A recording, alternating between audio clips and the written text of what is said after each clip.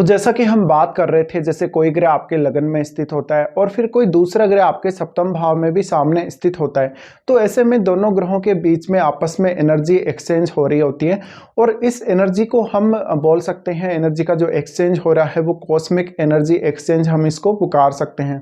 देखा जाए तो इस वीडियो में हम बात कर रहे हैं, अगर आपके लगन में चंद्रमा स्थित है और सप्तम भाव में अगर शुक्र स्थित है, तो ऐसी कंडीशन में इन दोनों ग्रहों के बीच में आपस में जो एनर्जी का एक्सचेंज हो रहा है, जो एनर्जी एक्सचेंज हो रही है, उसका कैसा प्रभाव आपको देखने को मिलेगा।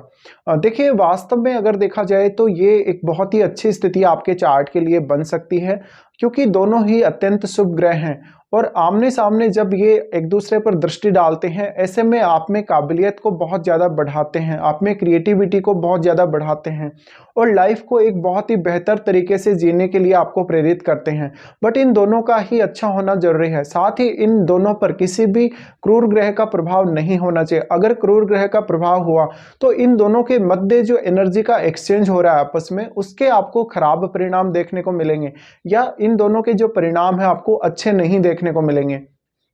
अब देखिए, सबसे पहले तो क्योंकि आपके लगन में चंद्रमा स्थित है, लगन में चंद्रमा स्थित है और शुक्र की दृष्टि चंद्रमा पर है, साथ साथ में चंद्रमा की दृष्टि भी शुक्र पर है। ऐसे में आप में आर्ट और क्रिएटिविटी या सौंदर्य के प्रति रुझान बहुत ज्यादा रह सकता है और क्योंकि चंद्रमा है वो इमेजिनेशन के कारक हैं, ऐसे में आप में शुक्र से रिलेटेड चीज़ों के लिए बहुत ही अच्छा इमेजिनेशन डेवलप हो सकता है। तो आपकी कल्पना शक्ति, आपकी बुद्धि, ये सब साथ मिलकर काम करेगी। ऐसे में आप शुक्र से रिलेटेड फील्ड में अगर काम करें या अपना जो प्रोफेशन है शुक्र से रिलेटेड फील्ड से जुड़ा हुआ रखें, तो आपको ज़्यादा से ज़्यादा प्रसिद्धि और नेम फेम मिल सकता है। साथ में देखा जाए तो शुक्र है वो लग्जरी का कारक है, मेनली लग्जरी का कारक होने की वजह से यहाँ पर जातक को बहुत ज़्यादा लग्जरी लाइफ जीने को मिल सकती है, स्पेशली आपका पार्टनर आने के बाद में, आपका मैरिज होने के बाद में। बट वैसे भी अगर देखा जाए तो जातक काफ़ी ज़्यादा इमोशनल होगा, रिश्तों में हमेशा ऐसे जातक दूसरों की केयर करके चलेंगे। अगर आपका शुक्र बहुत अच्छी स्थिति में है, किसी क्रूर ग्रह से प्रभावित नहीं है,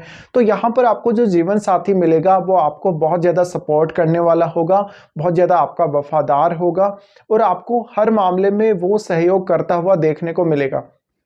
अब देखिए, शुक्र और चंद्रमा के बीच में आपस में एनर्जी का एक्सचेंज हो रहा है। ऐसी कंडीशन में शुक्र से रिलेटेड फील्ड में स्टडी करने के लिए या शुक्र से रिलेटेड चीज़ों को सीखने के लिए आप में बहुत ज़्यादा काबिलियत आ जाती है। फिर आपको किसी वाद्य यंत्र को बजाने या गीत संगीत, इन सब में काफ़ी रुचि रह सकती है, अभिनय में काफ़ी रुचि रह सकती है। तो इन क्षेत्रों पे आप फोकस कर सकते हैं इन दोनों के एनर्जी एक्सचेंज के होते हुए। यहाँ पर जो स्थिति बन रही है, अब आप ये अवश्य चेक कर लें कि चंद्रमा ज़्यादा मजबूत है या शुक्र ज़्यादा मजबूत स्थिति में है। जो भी जितना स्ट्रॉन्ग होगा उसका प्रभाव सामने वाले पर उतना ही स्ट्रॉन्ग पड़ेगा। और वैसे अगर देखा जाए, जो चंद्रमा है वो किसी भी अन्य ग्रह से बहुत जल्दी प्रभावित हो जाते हैं। ऐसे में ज्यादातर संभावना इस बात की है कि जो शुक्र है वो चंद्रमा को स्ट्रांगली प्रभावित करेंगे।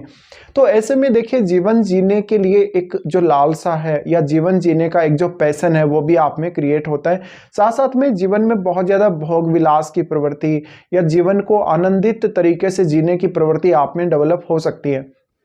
शुक्र का आपके सप्तम भाव में स्थित होना आपकी जो इमेज है उसको काफ़ी अच्छा बना देता है और काफ़ी अच्छा दिखाता है, इसलिए हर कोई आपको फॉलो करने लगेगा, हर कोई आपकी पर्सनैलिटी से प्रभावित होने लगेगा और आपको मान सम्मान देने लगेगा। ऐसे में आप में क्रिएटिव स्किल्स तो बढ़ती ही हैं, आपकी पर्सनैलिटी का प्रभाव भी सामने वाले पर बहुत ही स्ट्रांगली पड़ता है।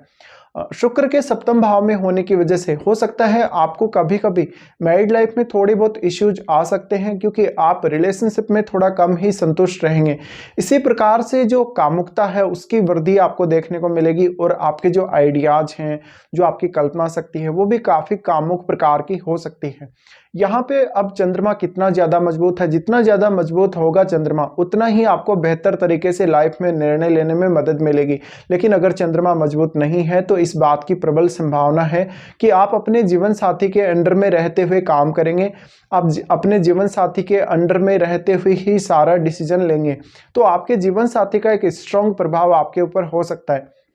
और स्पेशली आपका मैरिज होने के बाद में ऐसा हो सकता है कि जो जीवन साथी है वो आपके लिए काफ़ी सपोर्टिव है, बट आप खुद से कोई निर्णय नहीं कर पा रहे खास, और आप अपने जीवन साथी का ज़्यादा से ज़्यादा सपोर्ट दे रहे हैं, उनका सपोर्ट अपनी लाइफ के लिए ले रहे हैं, तो एक तरीके से देखा जाए तो इस स्थिति में आप अपने जीवन साथी पर भी काफ़ी ज़्यादा डिपेंडेंट रह सकते हैं। लेकिन ये स्थिति आपको स्त्रियों के चार्ट में ज़्यादा देखने को मिलेगी कि कोई स्त्री अपने हस्बैंड पर ज़्यादा डिपेंड है, बट पुरुषों के चार्ट में अगर ये स्थिति हो तो मैरिड लाइफ के थोड़े डिस्टर्ब होने के चांसेस ज़्यादा ही बनते हैं, क्योंकि इस कंडीशन में पुरुषों में कामुकता की बहुत ज़्यादा वृद्धि हो जाती है और उनके एक्स्ट्रा मैरिटल अफेयर्स होने के चांसेस बहुत स्ट्रांग रहते हैं। नो डाउट यहाँ पे जो पुरुषों की पर्सनैलिटी है, जो उनमें कार्य क्षमता है या जो क्रिएटिविटी है वो बहुत ही ज़्यादा होगी, बट देखा जाए तो रिलेशनशिप में ऐसे जातक कभी भी संतुष्ट नहीं रह सकते, ये किसी दूसरे रिलेशनशिप में अवश्य आ ही जाते हैं। और ज़्यादातर केस में आपको यहाँ शुक्र या तो कमज़ोर स्थिति में देखने को मिलेंगे या फिर किसी दूसरे ग्रह से प्रभावित अवश्य देखने को मिलेंगे, तो ऐसा जातक फिर भी अपनी मैरिड लाइफ से संतुष्ट नहीं रहेगा।